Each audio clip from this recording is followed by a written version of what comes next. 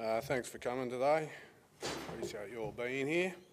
It's been a long couple of days. I hope you all learned a little bit. I certainly did. I was going to introduce myself as far as having worked in operations for a while, started as an operator, ended up now supervising quite a few sites. But that intro was pleasantly done for me.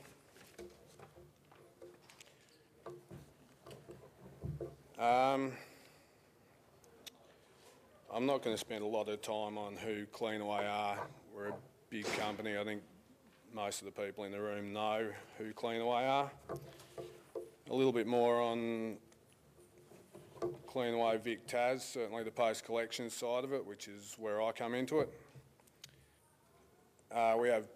We do the whole lot. So Cleanaway across Victoria and Tasmania, we do commercial and industrial, municipal, and then post-collections, which is where I land. And we make up a large part of the company.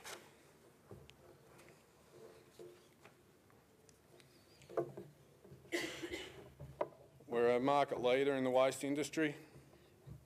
At Vic Post Collections, we have 9 landfills, solid, inert and putrescible. 5 active landfills, one of which is key infrastructure listed in the statewide resource recovery infrastructure plan. 6 that are either in or entering into post-closure and rehabilitation, which poses its own challenges sometimes. 5 transfer stations and a few 4 organics receiving and processing facilities. Now, we take in currently a very large volume of waste, 1.3 million tonne of waste, so our landfills are busy.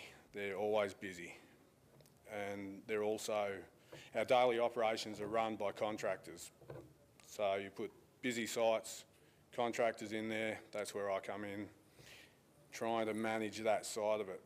And that's what I'd like to talk about today a little bit, how to get the best out of them, how to manage them, how to make the most of that relationship between us as the principal and the contractors on site. Some of the points I'll touch are contracts, because the contract has a lot to do with how it plays out between us and the contractors on site. Airspace utilisation, if you've worked in a landfill, run a landfill, you know how important that is. Safety drives almost everything these days. Leadership and communication, which ties in with safety, but is also critical when you've got contractors on site. And the workforce composition and staffing, basically composition of the contractors.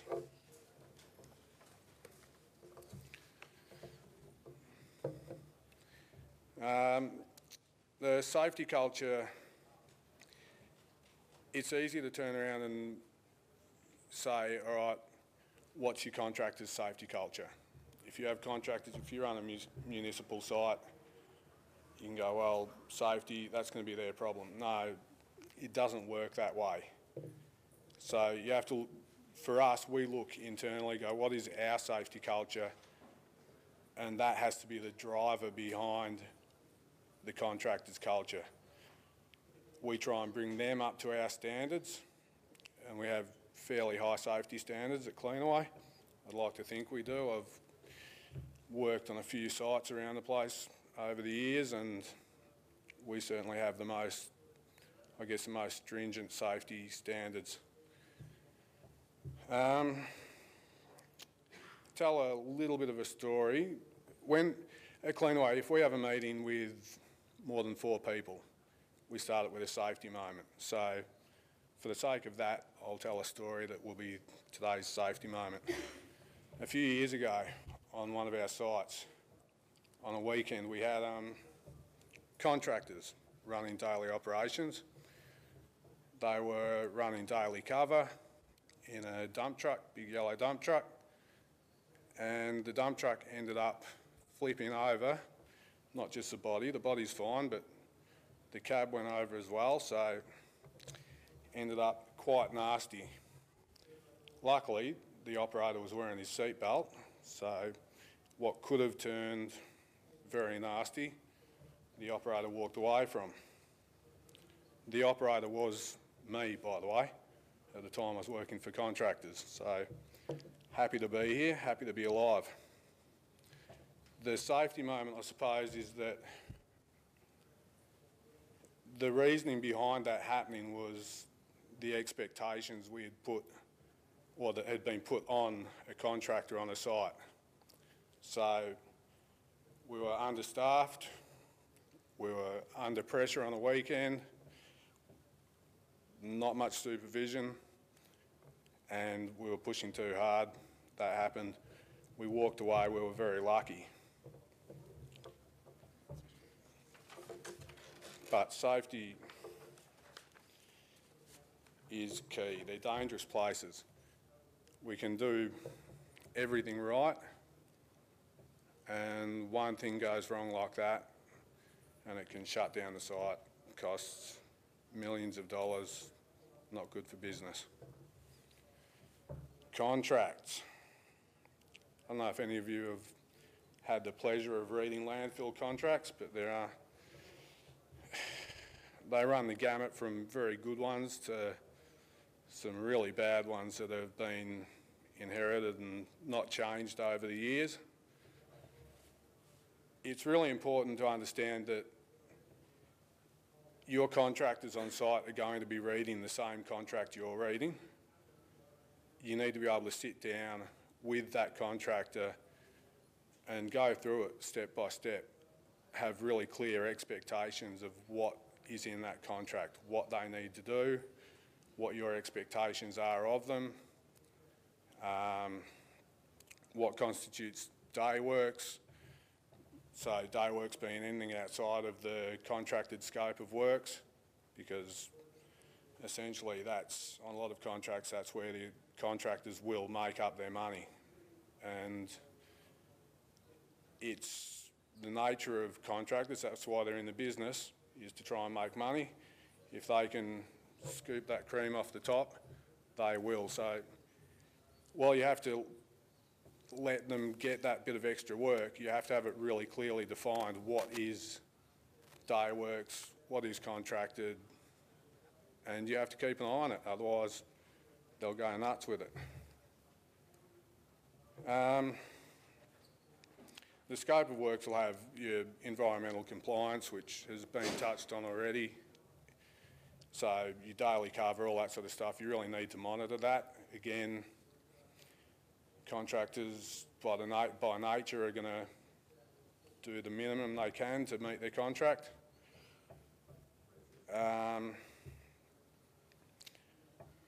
Overtime expectations is something that, again, doesn't get stated clearly enough in a lot of contracts. They will work 7 till 4:30, whatever your operating hours are, and they'll try and have everything done in that.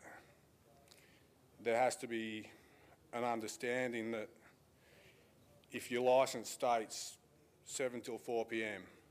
as the hours you accept waste, it's really important to get in that contract, or at least in agreement with the contractors, that they need to start maybe half an hour earlier and finish half an hour later. They have to strip the cover off, and they've got to cover at the end of the day. Otherwise you're going to have in there trying to get everything done within those licensed hours, and it just doesn't work. Or they will stay back once every now and a while and just charge you for huge amounts of overtime. If you come to an agreement with them and you get that in place, or even better, get it in your contract, it works better for everyone, because that's their expectation, it's already set, they're happy to do it. If it's not in writing somewhere, you really don't have a lot to fall back on as far as trying to make sure they're working the hours they need to work. Minimum staffing. Again, a lot of contracts I've seen have a minimum of 2 staff on site. They don't even state 2 operators, they just state 2 staff. It's dangerous and almost impossible to run an active tip face with only 2 operators. You can do it, but you can't cover shifts, you can't cover breaks. That needs to be really clear as well. It's another one of those things that just gets missed in contracts, and I think looking forward it's something that across the industry, if you're using contractors, we need to be a lot more aware of. And it might sound a little bit like I'm bashing contractors. I've been a contractor, I understand how this works. They will, if it's not set in the contract that they have to have X amount of staff to cover the operations, they will go with the minimum staff. They go, all right, we're going to put 2 people on site. We'll put 1 person on site if we can get away with it, because they're getting paid by the tonne and they're paying by the hour for their contract, for their labour.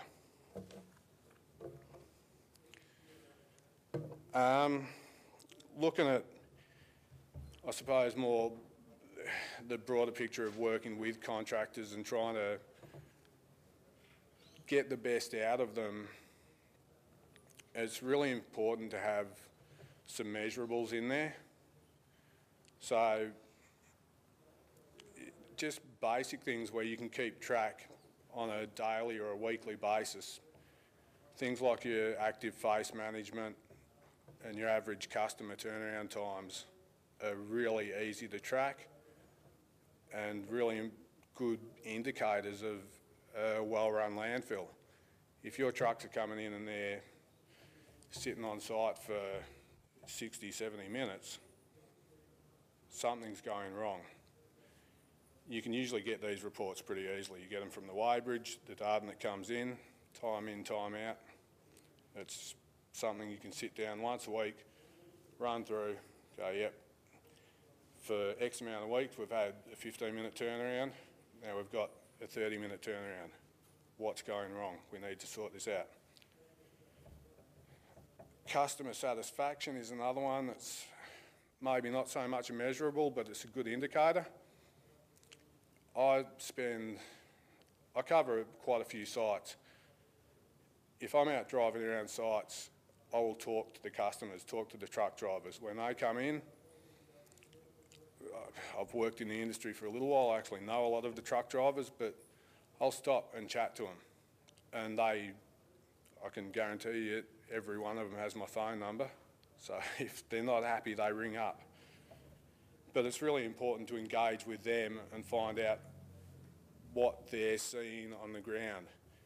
If you supervise a site, even if you're not using contractors, if you supervise a site, when they see your ute coming down the road, everyone changes their behaviours. It's human nature. Everyone tightens up, they start doing the right things. But the truck drivers are in and out in there however many times a day. Go to them, talk to them.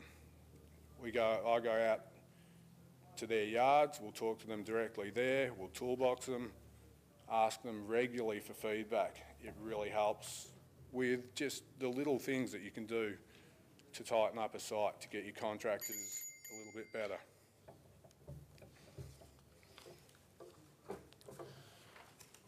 I won't go too much about the measurables here, but compaction,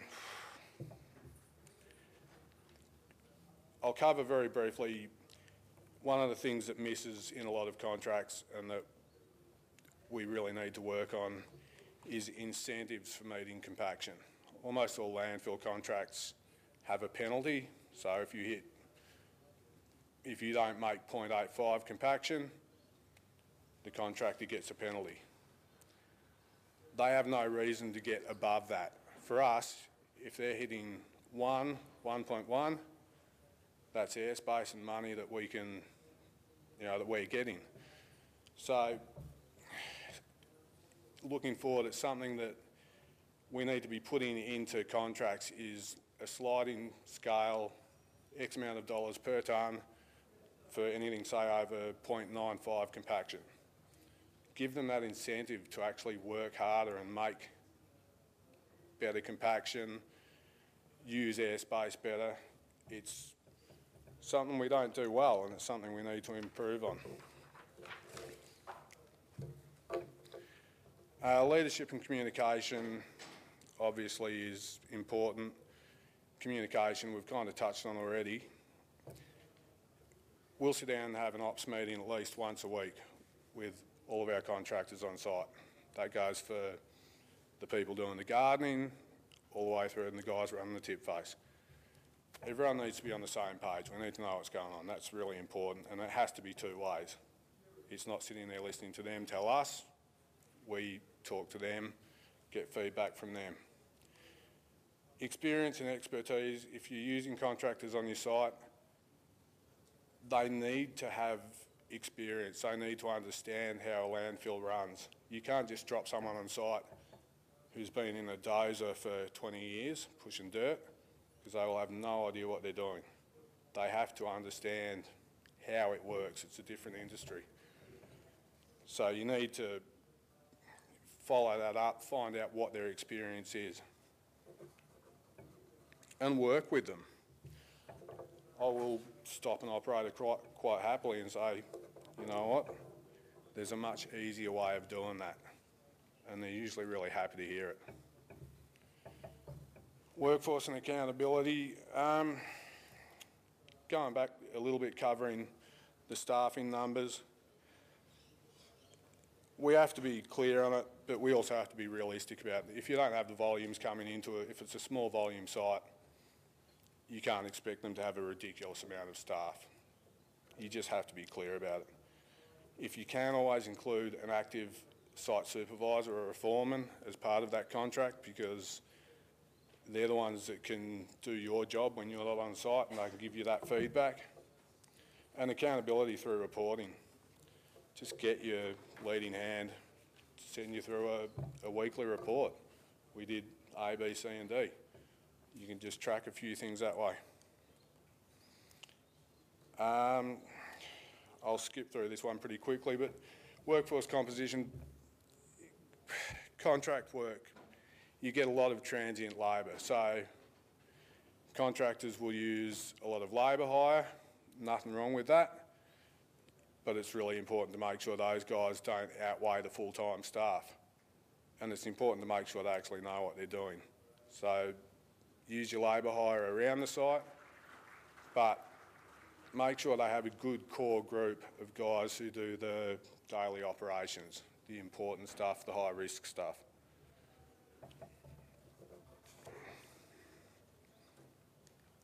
Quick conclusion. Ultimately, we're the principals of the site. So we can put as much as we want onto the contractors, and quite often do, probably too much sometimes. Give them all the responsibility, say, no, you're accountable for this, this, this and this. When I sit down with the contractors, any contractors on site, any operators on site, I'll tell them that no, at the end of the day, I'm accountable for this. You guys work for me. We need to be clear about this. It's just really important to have that understanding that it's a team effort. You're not just putting them out there and going, you guys are accountable. If something goes wrong, good luck to you.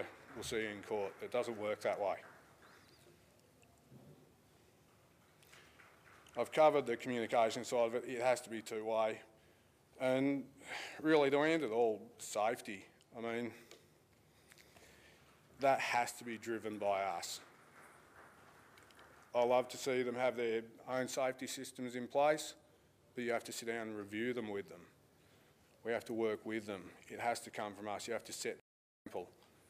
It goes for whether you've got contractors or your own operators on site. It doesn't matter. You still have to set that standard. It's quite important. Thank you for your time, people.